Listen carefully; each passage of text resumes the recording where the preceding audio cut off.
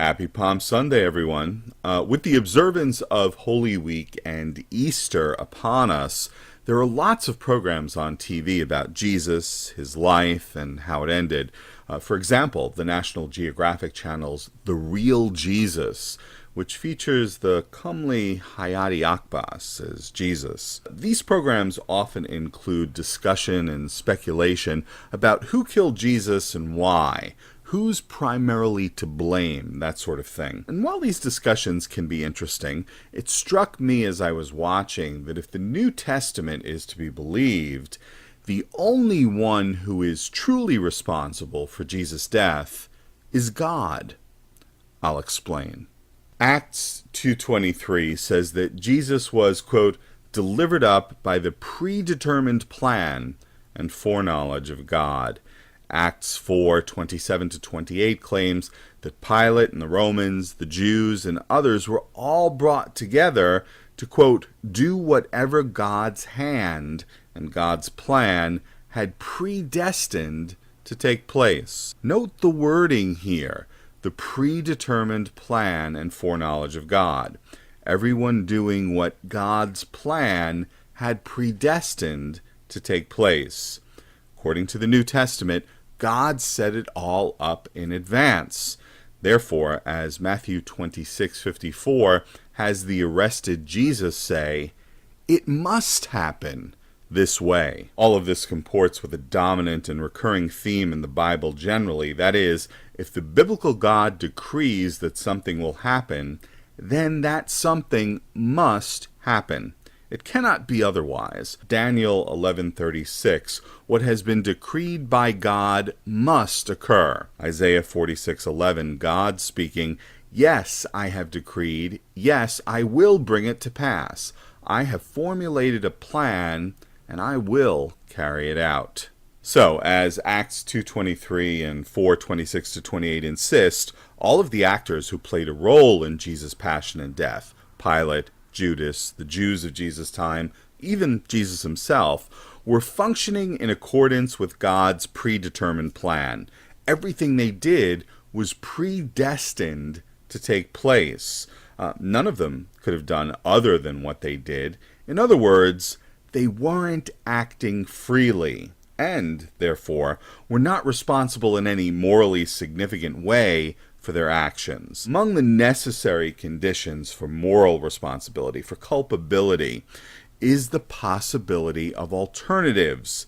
This is the principle of alternative possibilities, as described by philosopher Carl Guénet. Or is it Genet? I can't remember. I'm going to say Guénet. It sounds fancier.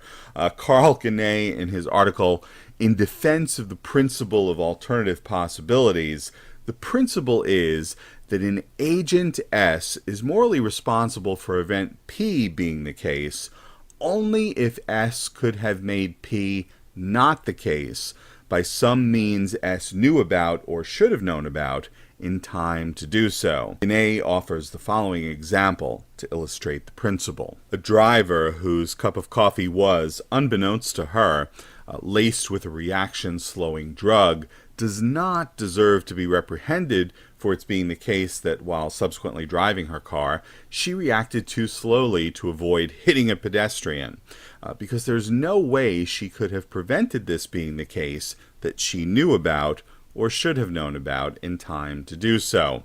She could have prevented it by not drinking the coffee or by not driving after drinking the coffee, but it's not the case that she knew or should have known this. This is contrasted with the ordinary drunken driver, who may be culpable for his reacting too slowly to avoid hitting a pedestrian because he knew, or should have known, that he could have prevented such a situation by not drinking before driving, or not driving after drinking. So, let Agent S be all of the actors who played a role in Jesus' passion and death, and let Event P be Jesus' passion and death. The principle of alternative possibilities goes as follows then. The actors who played a role in Jesus' passion and death are morally responsible for Jesus' passion and death only if those actors could have made Jesus' passion and death not the case by some means the actors knew about or should have known about in time to do so. Was there available to these actors any means to make Jesus' passion and death not the case that they either knew about or should have known about in time to do so? No. Why? Because God had brought them all together to act according to his predetermined plan and foreknowledge. And whatever God predetermines must happen. Of course, despite this, the New Testament wants to have it both ways. While declaring that the actors who played a role in Jesus' passion and death did what they did in accordance with God's predetermined plan, what God had predestined to take place, the New Testament also ascribes culpability to these actors. See, for example, John 19:11, which has Jesus telling Pilate that he and those who handed Jesus over to Pilate were guilty of sin. Luke 23:34, which has the crucified Jesus asking God to forgive those who were crucifying him. And 1 Thessalonians 1:14-16, which claims that the wrath of God was coming upon the Jews because they, quote, killed the Lord Jesus. And some people say the Bible has no contradictions or discrepancies. Ha! In any case, this Holy Week and Easter season, I bring good tidings of great joy to a tradition that has for generations been mired in indecision as to whether to thank God or blame the Jews, and usually has done both, and to those who have been vilified over the last 2 millennia for having a role in Jesus' execution, and those who have felt themselves responsible in some way for Jesus' death. The only one truly responsible is God. So, treat yourself to an extra chocolate bunny this Easter Sunday. Thanks, and Happy Easter.